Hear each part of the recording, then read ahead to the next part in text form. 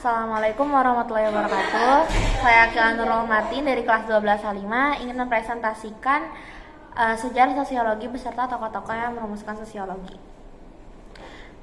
Sebelumnya saya ingin menjelaskan apa sih artinya sosiologi. Jadi sosiologi adalah awalnya berasal dari dua kata, yaitu sosios dan juga logos. Sosios artinya teman dan logos artinya ilmu, sehingga dapat kita simpulkan sosiologi adalah ilmu pengetahuan yang membicarakan mengenai masyarakat. Sosiologi telah muncul pada abad ke-19 sebagai ilmu yang mempelajari perilaku sosial dan menjadi sentral bagi pertumbuhan peradaban dunia.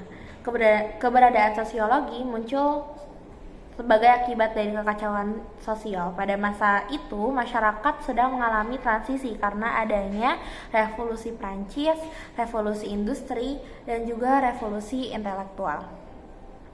Dan di sini juga ada tokoh-tokoh sosiologi klasik. Yang pertama ada Auguste Comte. Dia dikenal sebagai bapak sosiologi yang memperkenalkan konsep hukum 3 tahap dan menekankan pentingnya metode ilmiah dalam studi masyarakat. Nah, juga ada Emile Durkheim, fokus pada fakta sosial dan solidaritas. Beliau meneliti fenomena seperti bunuh diri dan mengembangkan metode penelitian sosiologis.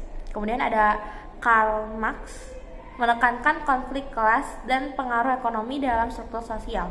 Karyanya tentang kapitalisme dan perjuangan kelas sangat berpengaruh. Kemudian ada Max Weber.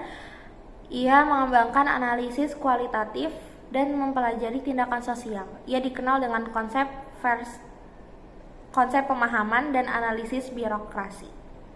Kemudian ada juga Herbert Spencer. Spencer memperkenalkan teori evolusi sosial, mengaplikasikan konsep survival of the fittest ke dalam analisis sosial.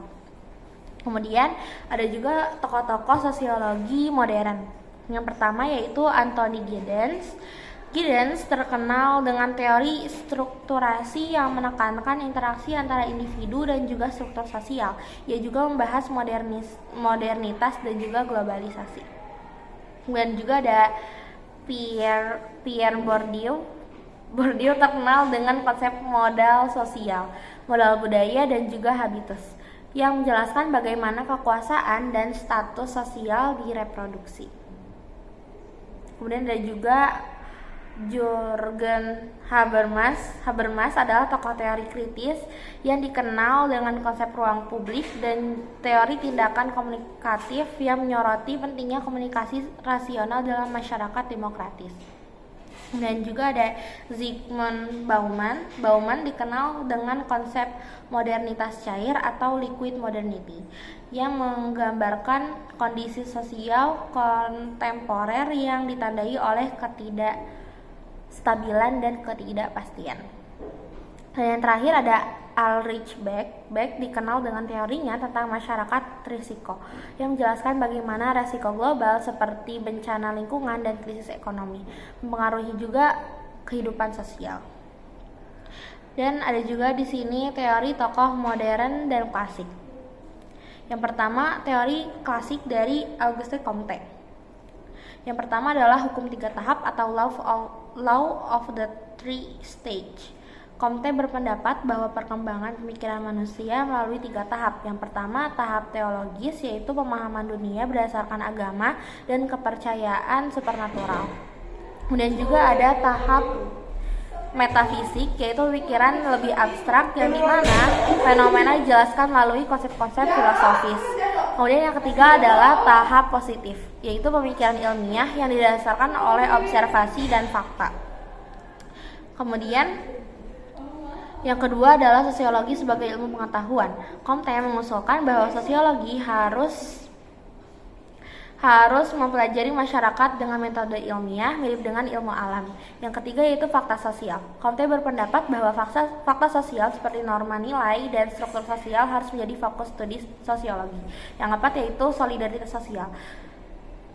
Solidaritas sosial ini terbagi jadi dua, yaitu solidaritas mekanik dan juga solidaritas organik. Yang mekanik yaitu terjadi dalam masyarakat sederhana di mana individu memiliki kesamaan. Yang organik yaitu terjadi dalam masyarakat kompleks di mana individu saling bergantung satu sama lain. Yang terakhir yaitu hierarki ilmu. Comte juga menciptakan hierarki ilmu di mana sosiologi berada di puncak setelah matematika, astronomi, fisika, kimia, dan biologi. Karena sosiologi memerlukan pemahaman dari semua disiplin lain. Lalu ada juga teori dari